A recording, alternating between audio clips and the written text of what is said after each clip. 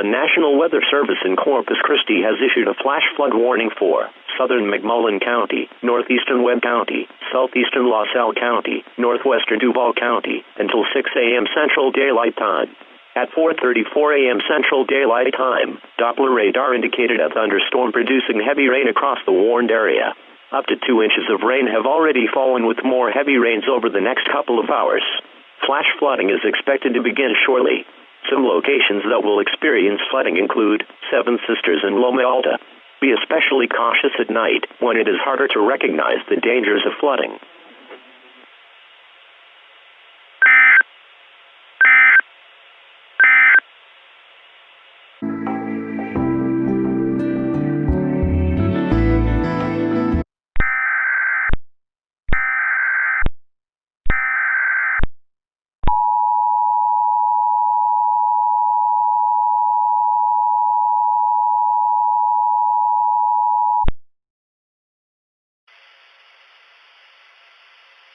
The National Weather Service in Corpus Christi has issued a flash flood warning for southern McMullen County, northeastern Webb County, southeastern Salle County, northwestern Duval County, until 6 a.m. Central Daylight Time.